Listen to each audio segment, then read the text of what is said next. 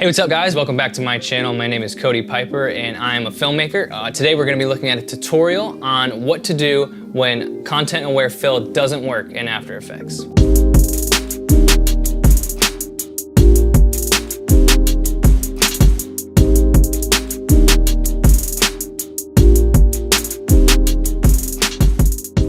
Today we're gonna be in After Effects and we're gonna be taking shots like this and turn them into shots like this. So in case you didn't see that, I've got 3 people here and removed all 3 of them. So I've had to do this quite a few times on this project, and I'll show you a few examples. And this last example is the one we're gonna actually be looking at today. But this is part of a bigger project called Wrecked and Redeemed, where our pastor at our church wrote a book, and then our worship team created a couple original songs, and we performed a music video after we released those songs. And this particular song is a really slow song, so everybody's seated, except for my boy Jesse Henning right here, who's walking all up in front of the stage, and it's pretty distracting and pretty obvious. So that's what we're gonna be removing today. So first thing you're gonna check is if your object moves past their starting position, or if somebody walks past where they started and reveals what's behind them to the camera. That's gonna be really, really good for After Effects to be able to fill that in. The other part that's gonna make this really challenging is the camera is moving. So that's where some of the tricks that I'm gonna show you today really come in handy. So the first thing that I do is I'm gonna find the shot where I have the issue. I'm gonna go ahead and duplicate it inside of Premiere, just so I have a safe copy behind me, and disable one of those copies. And then I'm gonna right click on the new copy that we made and click replace with After Effects composition.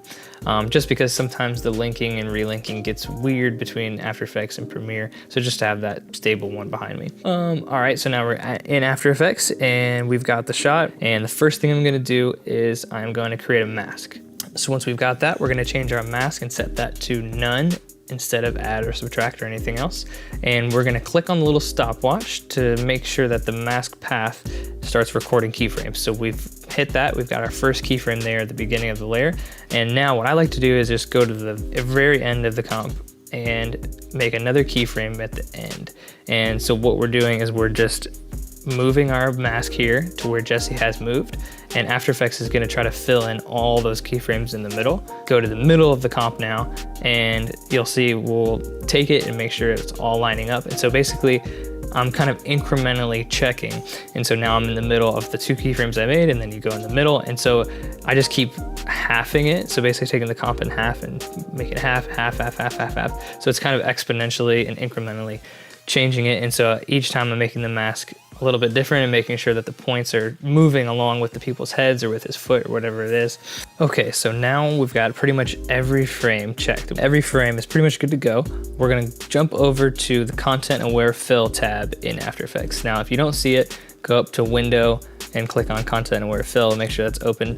And so the first thing we're gonna look at is the alpha expansion. I usually set this to around 3 to 5 if I don't have this kind of precise foreground movement that I've been masking out. I don't want the mask to expand very much, so I'm just gonna leave it at 1. All right, so moving down, we have a couple more options. So we've got the fill method, which I just stick with object. I haven't messed with the other ones yet. And then the range, we want it to be the full work area of the comp. Now we have the other 2 options. We have create reference frame. So what that does is that will open up the current frame in your composition in Photoshop, and you'll be able to basically paint that in. You can get really, really precise and really detailed inside of Photoshop. Then you bring your reference frame back in, and After Effects will use that reference frame that you created to generate a more accurate fill layer. So just go ahead and click that. It opens it up right in Photoshop. But we're not ready for Photoshop just yet, so let's jump back to After Effects. And now what we're gonna do is we're gonna go and we're gonna grab a couple still frames. So you see how Jesse moves and he kind of reveals some of the background. So I'm gonna incrementally kind of move up, grab one of the still frames of Jesse, move up a little bit more, grab another still frame, just so I have a lot of room to work inside of Photoshop. Okay, so now I'm just removing Jesse inside of Photoshop. I'm using the still frames that we grabbed, some cloning tools, and some content aware, and some other things. So I'm gonna go ahead and speed this up, but let me know in the comments if you wanna actually see the breakdown and step-by-step tutorial of this section as well. But the basic idea is just you want a clean frame of whatever your object is as if it was not even there. So remove your whole entire object, get it as clean as you possibly can so that After Effects has a good base to work from.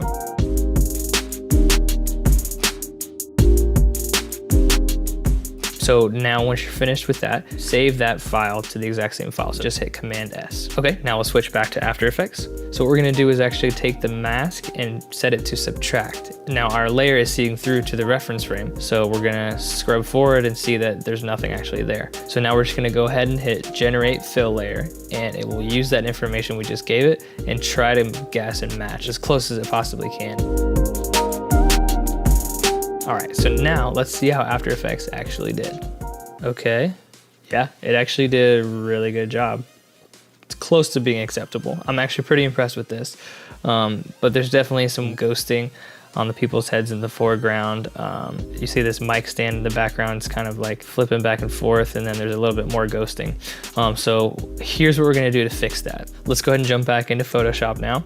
And we're gonna go back into our original reference frame that we created. And now what we're gonna do is we're gonna paint out all this foreground stuff, and anywhere that Jesse's moving, we're just gonna paint that and make sure we have a clean spot of that. And the reason for this is as he's moving and we've got that mask, After Effects doesn't know exactly what is supposed to be the background layer. So basically I'm just manually gonna have to create this background layer and then bring it in the spots that didn't really line up.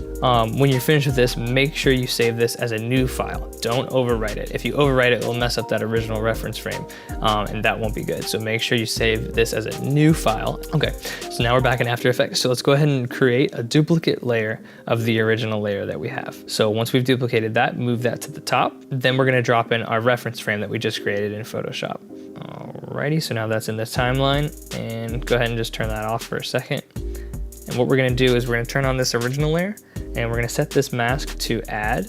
So now we just have Jesse instead of subtracting Jesse. We're gonna add a color overlay to this layer, and we're gonna turn that overlay white. So basically now we have this mask of Jesse that's already moving across and already tracked. And what we're gonna do is set our reference layer to alpha matte. So now it only sees through where that original mask was. Now what we're gonna do is we're gonna set that original layer, and we're gonna open up our tracker. Inside of our tracker, we're gonna hit track motion. So this track point, what we want to do is just find a spot on this frame that will work well. So it looks like this spot tracked pretty well, so that's nice. So what we're going to do now is right click in the timeline layer, select new, and select null object. And so now we've got our null object in there. So go up to our tracker again, click on edit target, and then make sure we choose the null that we just created. Mine's null 4, and then go ahead and hit apply. And you want to apply the X and Y values. So then click OK. So that applied the tracking data to that null object.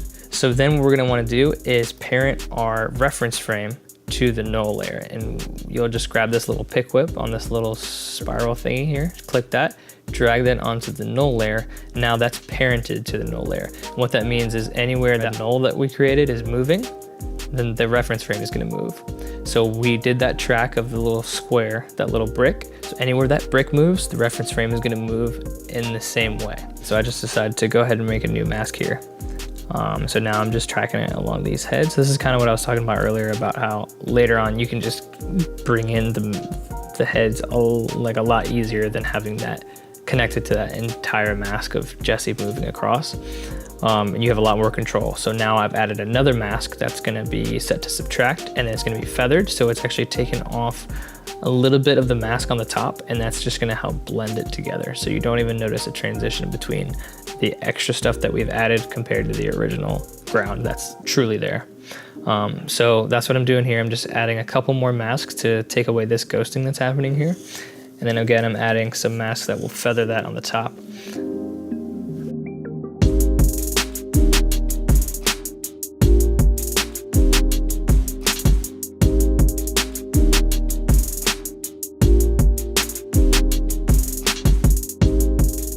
So we see we got a little bit more ghosting here. And so we just add another mask and another mask and another mask. So we got about 4 masks here. That just works a lot better than trying to have that all tracked onto the same mask. And so all of this is just basically, we're keeping the part of the frame that's true and that's really there and that's actually what's supposed to be there. We're masking that in and leaving that there. And then we're showing through to our reference frame that we created, which is just a clean background. So that's basically the way we've moved Jesse. But if we just did it that way, it would just be a still frame moving across. It wouldn't really have removed him because of the perspective shift wouldn't be there. And so the content-aware fill is actually doing a great job of that perspective shift. When you combine the two, when you combine the reference frame and that perspective and that camera movement and that slight shift, even though it's warping a little bit of, you know, the lights there and the mic stand, you're not really gonna notice that. So what I did was I just decided to go ahead and grade it and see how noticeable those things were. And to me, that works, that sells it. So let me know what you guys think. This is our final comp that I ended up with. And, you know, to me, it looks like he wasn't even there. If you're watching this shot originally, you will never notice. Hey guys, thanks for checking out my tutorial today. I hope you learned something new and valuable for the projects that you're working on. Let me know if you want to see more of those Photoshop breakdowns, or let me know what you want to see in the next tutorial. Thanks guys, peace.